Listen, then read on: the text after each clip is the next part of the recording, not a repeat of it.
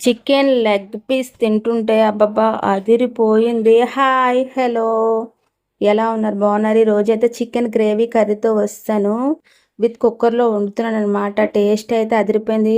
చాలా బాగుంది. ముందుగా మసాలా గిన్నె తీసుకొని అందులో జీలకర్ర, వెల్లుల్లిపాయలు, అల్లము అండ్ గసగసాలు అండ్ మామూలు ఉల్లిపాయ, ఒక పచ్చిమిరపకాయ, 2 పచ్చిమిరపకాయలు, అందులోనేమో వేపిన వేరుశెనగ గుళ్ళు, ధన్ ధనియాలు వేసుకొని మిక్సీ చేసుకొని ముద్ద చేసుకొని పక్కన పెట్టుకోవాలి. లోపు ముందుగా మనం చికెన్‌లో ఉప్పు, కారం, పసుపు ఏసుకొని పక్కన పెట్టుకోవాలి. అలాగే ఉల్లిపాయలు, పచ్చిమిరపకాయలు, టమాటాలు కూడా కోసుకొని పక్కన పెట్టుకోవాలి.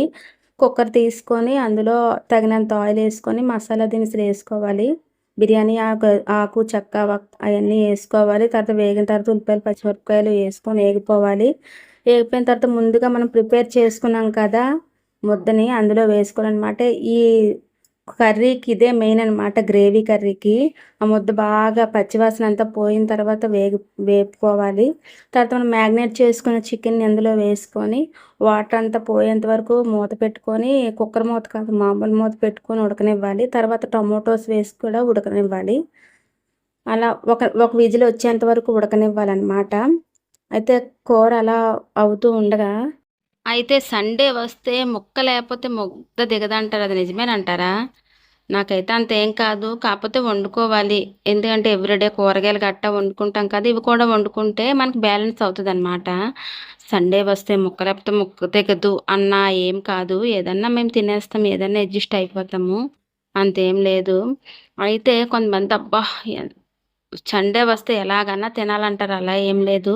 కానీ మేమైతే ఎలాగా వండుతాం. ఎందుకంటే పిల్లలు కూడా ఇంటి దగ్గరే ఉంటారు కాబట్టి తింటారు. కొంచెం ఎవ్రీడే అయితే స్కూల్‌కెళ్ళిపోతారు కాబట్టి.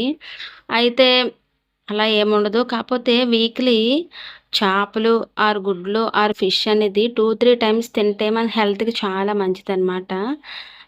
ఇంక కుక్కర్ మూత పెట్టుకున్నాం కదా! టొమాటోస్ వేసుకొని తర్వాత ఒక విజిల్ ఇచ్చిన వరకు కుక్కర్ మూత పెట్టుకోవాలి. ఇంకా ఆపేసుకున్న తర్వాత ఒక విజిలే ఇవ్వాలి. ఎందుకంటే చికెన్ కదా, పీసులయిపోయి ముద్దగా అయిపోద్ది, బాగోదు. వ్యా ఒక పీ ఒక విజిల్ ఆగిపోయిన తర్వాత కుక్కర్ మూత తీసుకొని మనం వేడి వేడిగా వడ్డించుకొని తింటే అబ్బా! అదిరిపోద్ది. చికెన్ గ్రేవీ కర్రీ అన్నందుకు గ్రేవీలాగా ముద్ద మెయిను ఈ కర్రీకి మెయిన్ ఏంటంటే ఆ ముద్ద చేశాను కదా!